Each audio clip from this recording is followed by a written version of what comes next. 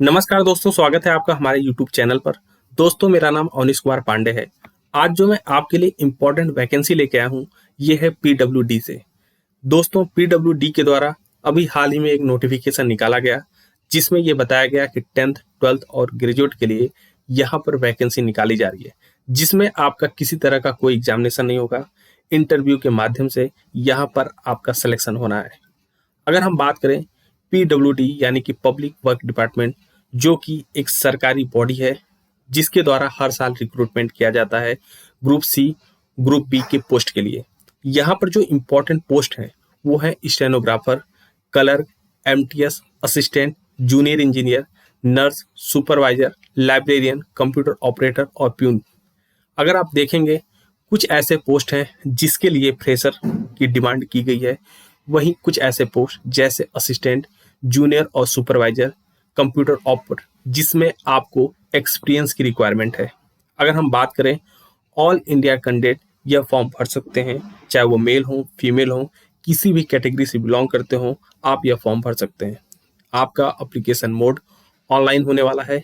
आपको official website पर जा करके फॉर्म को डाउनलोड करके उसको भरना है और उसको वापस से फिर अपलोड कर देना है।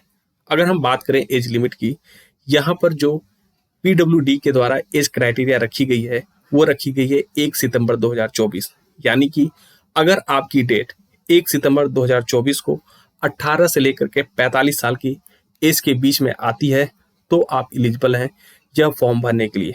दोस्तों, यहाँ पर जो important post stenographer, clerk, MTS और जूनियर इंजीनियर हैं, इसमें जो टोटल वैकेंसी है वो है 780, जिसके लिए 10th, 12th और ग्रेजुएट तीनों की डिमांड की गई है। आप देखेंगे, जूनियर इंजीनियर में आपका 12th प्लस डिप्लोमा होना चाहिए। वहीं एमटीएस के लिए 12th पास होना चाहिए, क्लर्क के लिए 12th पास होना चाहिए और स्टेनोग्राफर में आपका 12th पास प्लस ग्रेजुएट की रिक्वायरमेंट है। अगर हम एज लिमिट की बात करें, मैंने आपको बता कि आपकी जो एज लिमिट है वो 1 सितंबर 2024 को 18 से लेकर के 40 साल के बीच में होनी चाहिए। अगर हम सिलेक्शन प्रोसेस की बात करें, यहाँ पर आपका डायरेक्ट रिक्रूटमेंट होगा। किसी तरह का आपको कोई एग्जामिनेशन देने की जरूरत नहीं है। इंटरव्यू होगा, डॉक्यूमेंट वेरिफिकेशन होगा, फिर आपका मेडिकल कराया जाएगा और आप फाइनली रिक्रूट कर लिए जाएंगे। अगर हम इम्पोर्टेंट डेट की बात करें, तो यह फॉर्म ऑनगोइंग चल रहा है। 1 सितंबर से इसका फॉर्म फिलिंग प्रोसेस स्टार्ट हो चुका है। आप पोर्टल पर जाकर के चेक कर सकते हैं। अगर लास्ट डेट की बात करें, 25 सितंबर को इसकी लास्ट डेट रखी गई है। इसके बाद यह पोर्टल क्लोज कर दिया जाएगा। 25 सितंबर के बाद आप फॉर्म नहीं भर पाएंगे।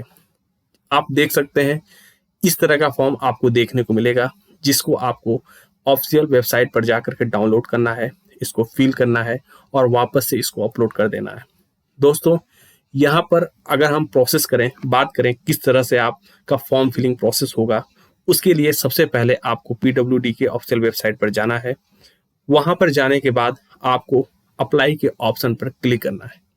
जैसे ही आप अप्लाई के ऑप्शन पर क्लिक करेंगे, आपके सामने एक फॉर्म खुल जाएगा, जिसका एक प्रिंट आउट आपको निकाल लेना है।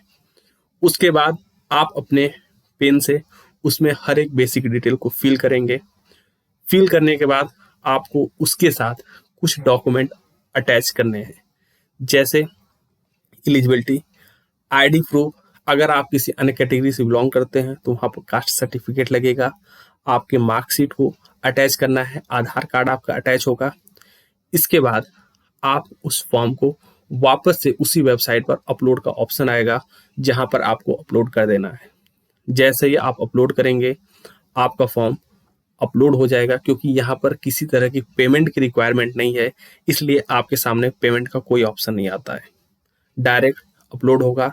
अपलोड करने से पहले आप उसको वापस से रीचेक कर सकते हैं। अगर आपसे कोई गलती हुई है तो आप उसको करेक्ट कर सकते हैं, क्योंकि यहाँ पर करेक्शन का भी ऑप्शन नहीं आता है। इस तरह से आपका फॉर्म फाइनली सबमिट हो जाएगा। दोस्तों, अगर आपको हमारी ये वीडियो पसंद आ रही है, हमारे चैनल को सब्सक्राइब करें, लाइक करें, अपने दोस्तों के साथ शेयर करें। धन्यवाद।